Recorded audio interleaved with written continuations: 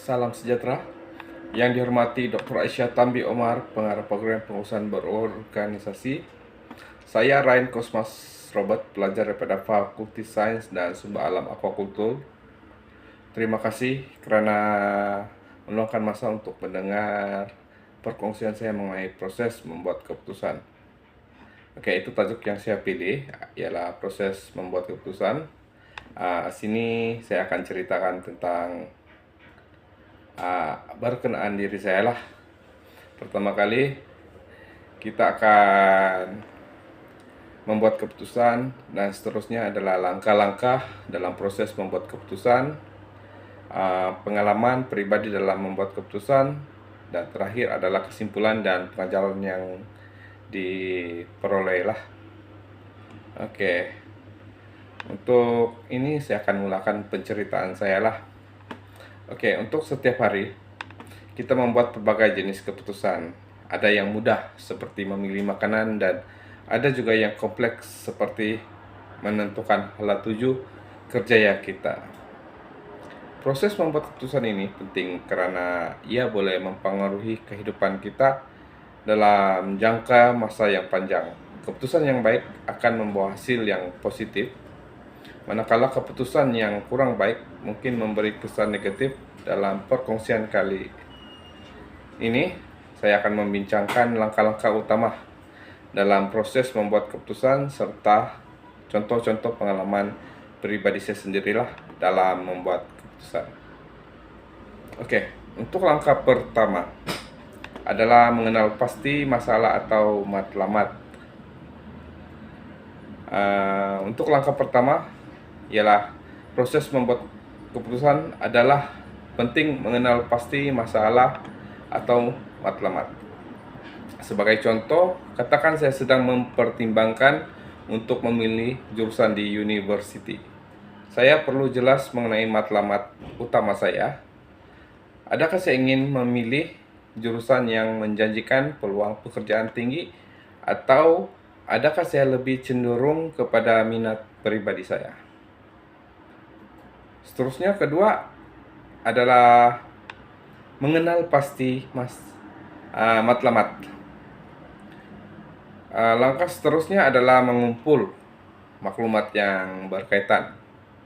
Ini bermakna kita perlu membuat penyelidikan atau membaca ulasan ataupun bertanya kepada orang yang lebih berpengalaman. Contohnya, mungkin saya boleh bertanya kepada senior saya tentang jurusan ataupun berbincang dengan konselor akademik, sama ada minta pandangan daripada keluarga terdekat lah berkaitan pemilihan jurusan apa yang perlu dan yang penting untuk diri saya lah. Oke, untuk langkah ketiga ialah menganalisis pilihan yang ada. Oke, setelah mendapat maklumat, saya akan menganalisis pilihan yang ada. Biasanya dalam membuat keputusan, kita akan mempunyai beberapa pilihan yang berbeza. Sebagai contoh, saya mungkin akan mempertimbangkan antara jurusan kejuruteraan, sains perikanan, atau perniagaan. Dalam menganalisis pilihan ini, saya akan melihat kelebihan dan kekurangan setiap jurusan, termasuk kesesuaian dengan minat, kekuatan diri, dan prospek kerjaya yang akan saya pilih nanti. Oke, selepas itu, setelah menimbang semua faktor, ini yang langkah keempat. Selepas menimbang semua faktor, masanya untuk kita membuat keputusan. Ini adalah langkah yang paling sukar karena ia memerlukan keyakinan. Dalam kes ini, setelah mempertimbangkan maklumat yang ada, saya mungkin memilih sains perikanan karena ia selaras dengan minat saya dan berkaitan dengan kerjaya saya. Oke, seterusnya adalah melaksanakan keputusan. Membuat keputusan tidak saja mencukupi, kita perlu melaksanakan keputusan tersebut. Ini bermakna saya perlu memohon kepada university dalam jurusan sains perikanan untuk mengikuti kursus persediaan dan menyusun rancangan pembelajaran yang saya pilihlah. Itu yang keputusan saya buat. So, langkah seterusnya adalah menilai keputusan yang saya pilih sendiri. Mungkin selepas beberapa bulan atau tahun, saya boleh melihat sama ada jurusan ini adalah pilihan yang tepat ataupun tidak. Jika saya berjaya dan saya merasa gembira, maka itu bermakna keputusan yang saya pilih itu adalah tepat. Jika tidak, saya mungkin perlu membuat keputusan baru. Namun pada masa kini, pilihan yang saya buat adalah tepat karena ia berkaitan dengan tugas-tugas terkini saya. Oke, seterusnya itu adalah langkah-langkah yang dari permulaan hingga saya menduduki inilah untuk belajar, dan kini sudah masuk ke semester kedua.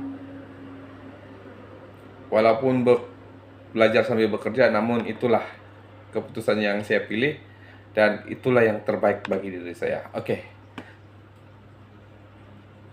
Itu adalah proses membuat keputusan. Di sini saya akan bercerita tentang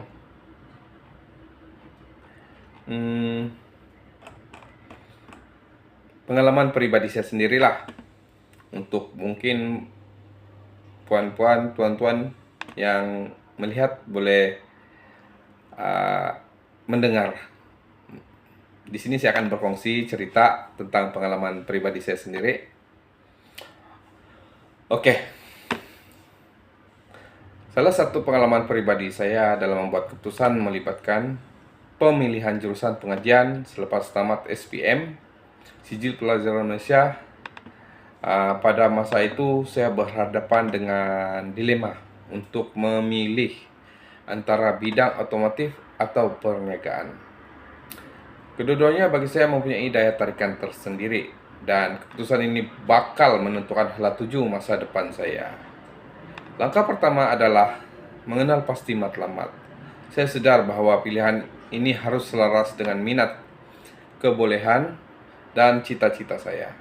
Saya bercita-cita menjadi seorang yang boleh menyumbang dalam bidang yang saya pilih. Tetapi saya juga memastikan keputusan ini praktikal dari segi peluang kerja saya. Seterusnya, saya mengumpul maklumat.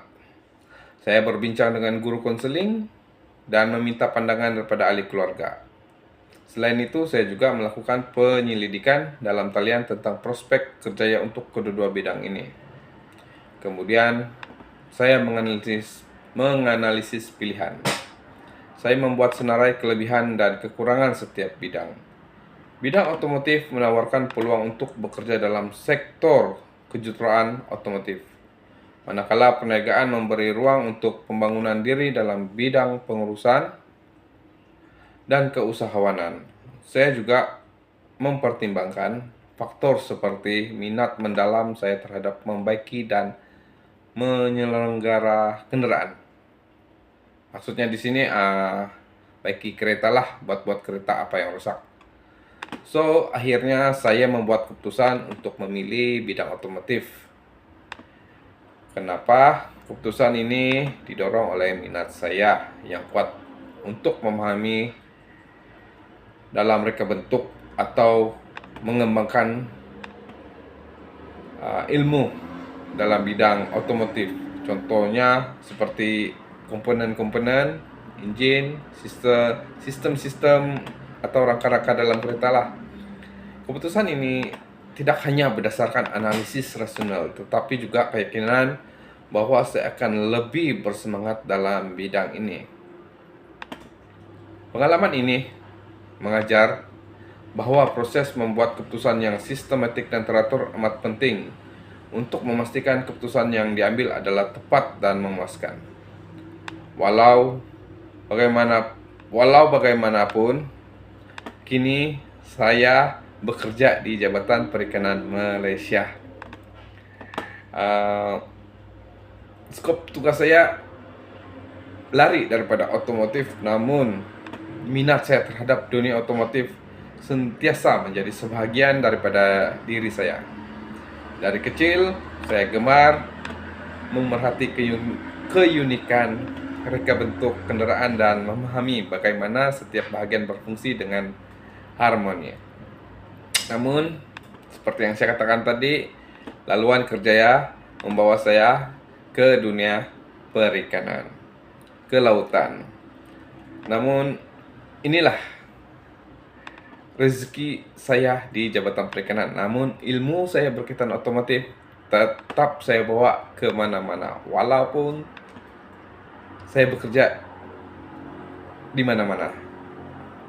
Oke, akhir kata,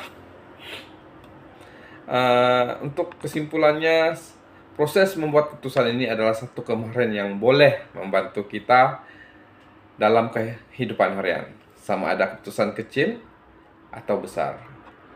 Apa yang penting adalah sentiasa bersikap rasional dan membuat pertimbangan berdasarkan maklumat yang betul.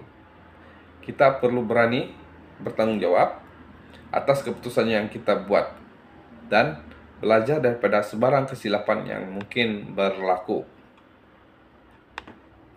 Sekian, terima kasih kerana mendengar perkongsian saya mengenai proses membuat keputusan. Saya harap ia dapat memberi sedikit sebanyak panduan dalam membuat keputusan dengan lebih bijak di masa hadapan.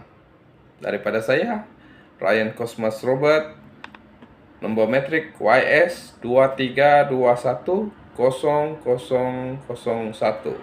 Sekian, terima kasih. Jumpa lagi.